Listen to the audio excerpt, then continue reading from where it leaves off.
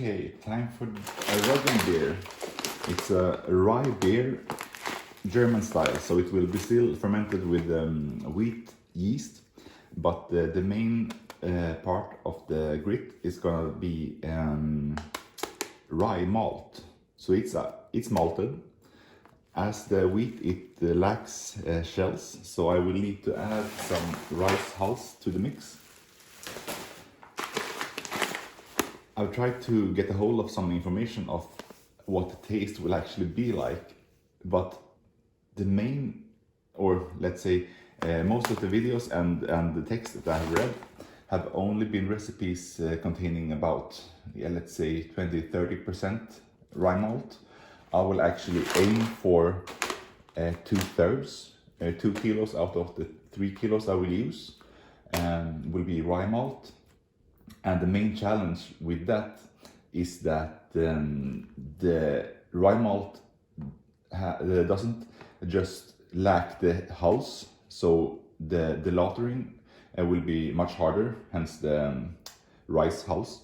But the thing is that this contains, like, I don't know if you have baked with rye ever, but it becomes very oily. I've read the chemical or technical term is that they have beta glucans that stick together like glue, and how to avoid that is to mash around 40 degrees centigrade for, let's say, 10-15 minutes, and the enzymes active at that temperature range will actually break down these so-called beta glucans, so that the mash will be not as sticky. So the recipes or the videos and texts that I've been reading have been saying that the taste contribution compared with regular, let's say, pilsner or pale ale malt is not too big actually. So that's why I go for such a high rate of it. So it will be, yeah, an experiment in that sense actually. And the other third of the recipe, I will go with just regular pilsner malt, and to just balance it out to make sure that it's not too light bodied or that any like weird taste is gonna pop out too much. I just put a minor part of Munich 1 malt, and that often helps out balancing two odd tastes like that. So that's about it. The emphasis will be, again, in the beginning of the mash, to stick to that 40 degrees, and then I will just go about a regular 65 degrees, I guess, and mash out at 73 or something.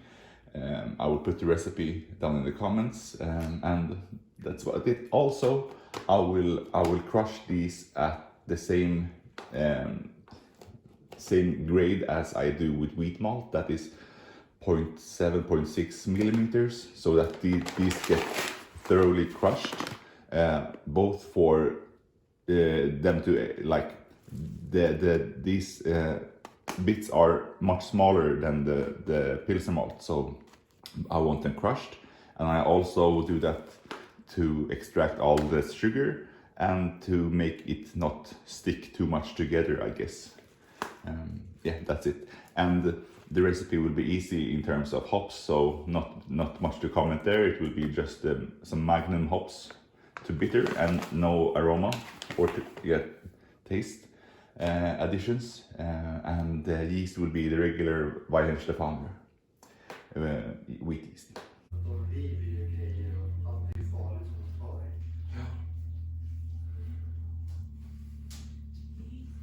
Jävligt ljus alltså. Ja.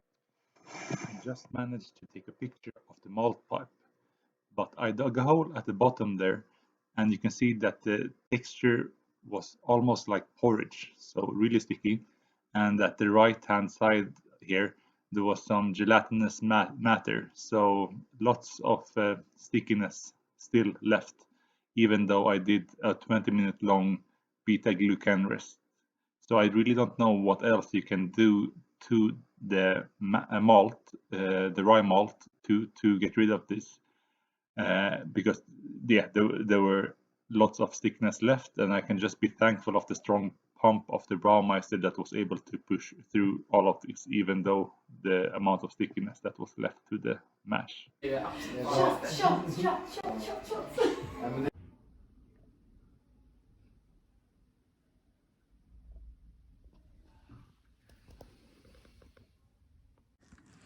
So welcome to a beautiful sunny day in winter wonderland.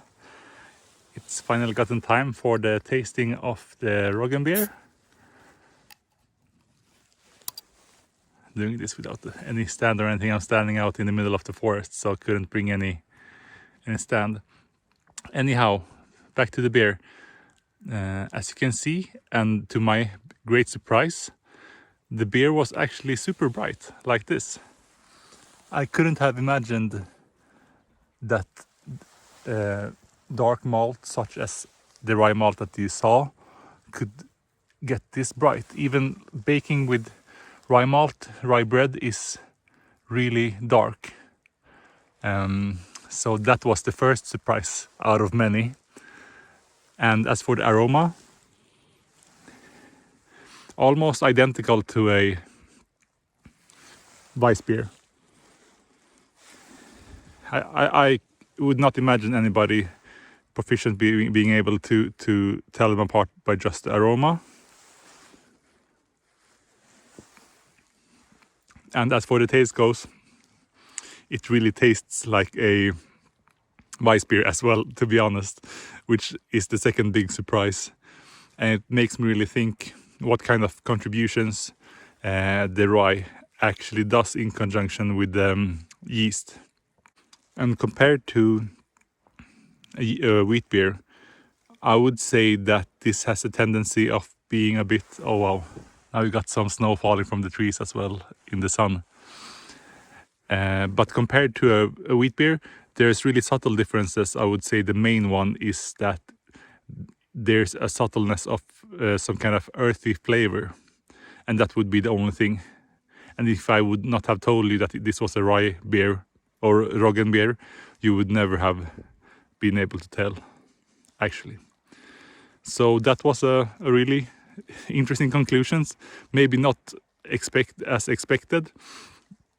And now I use 2/3 rye malt. If you would use 20%, I would say there 20% rye malt and the rest wheat and pilsner. It wouldn't have made any big contributions to the taste, actually. But it's a really good tasting Roggenbier, or similar to Weissbier, I would say.